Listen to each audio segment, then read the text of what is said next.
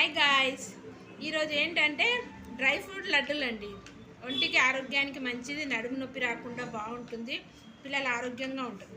నేను ముందుగా ఏం చేస్తానంటే మన దగ్గర ఎండిన కొబ్బరి ఉంటుంది కదండి, కుడకలు, మళ్ళీ దేవుడు కొట్టినవి, అవన్నీ ముక్కలు ఎండబెట్టి ముక్కలు చేసుకున్నాను. కొన్ని ఎండిన ఖర్జూర తీసుకొని వాటిని కూడా ముక్కలు చేసి వేసాను.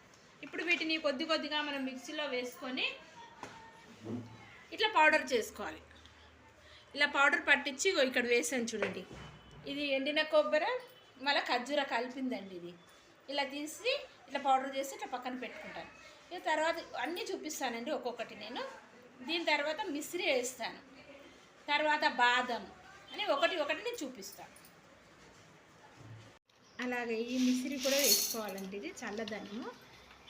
ఇదేమో సోంపు ఏమో అరగడానికి బాగా పనిచేస్తుంది, సోంపు ఏమో చల్లదనానికి.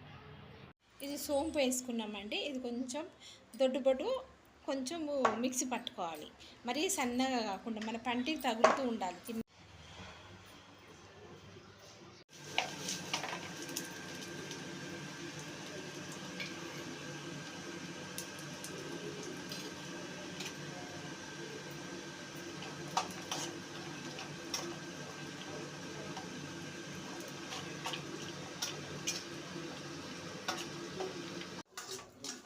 పిస్తా కూడా వేపు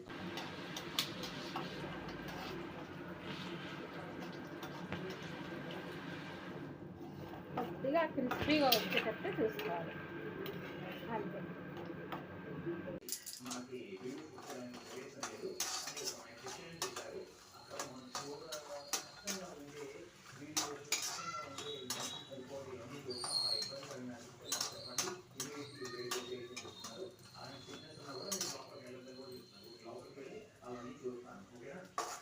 ఇప్పుడు చేసిన డ్రై ఫ్రూట్స్ అన్నీ అది నేను మిక్సీ గ్రైండ్ చేసుకుంటున్నాను. మరీ అంత సన్నగా కాకుండా మరీ దొడ్డుగా కాకుండా ముందుగా ఒక గంట నెయ్యి వేసుకున్నానండి. నెయ్యి వేసుకొని ఇది వేడయ్యాక మనం కొబ్బరి పొడి ఆల్రెడీ పట్టి పెట్టుకున్నాం కదా, దీన్ని కొద్దిగా వేసుకొని ఫ్రై చేసుకోవాలి. ఇందులో కొబ్బరి పొడి మళ్ళీ ఖర్జూరు ఉందండి, ఇది మిక్సీ పట్టేసుకున్నాను నేను. దీన్ని కొద్దిగా డ్రై చేసుకోవాలి.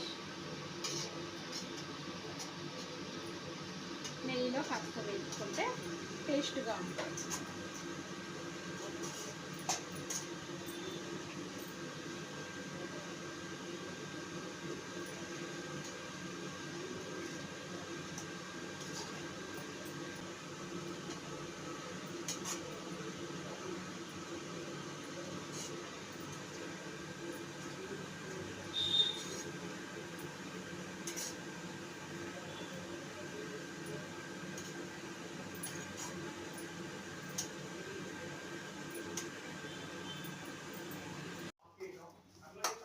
అలాగే బెల్లాన్ని పాకంలా చేసుకోవాలి.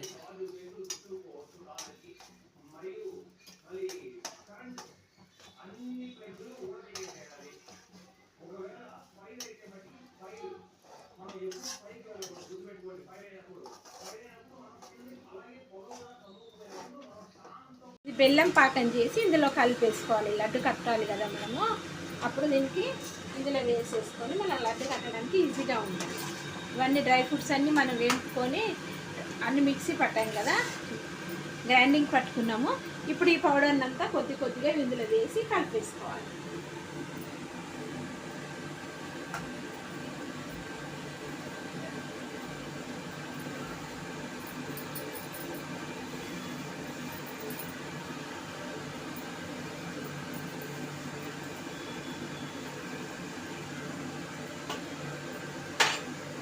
ఇలా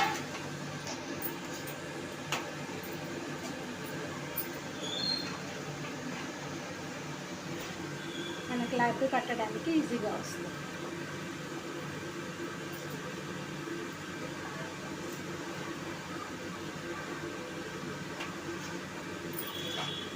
ఇది నడుములు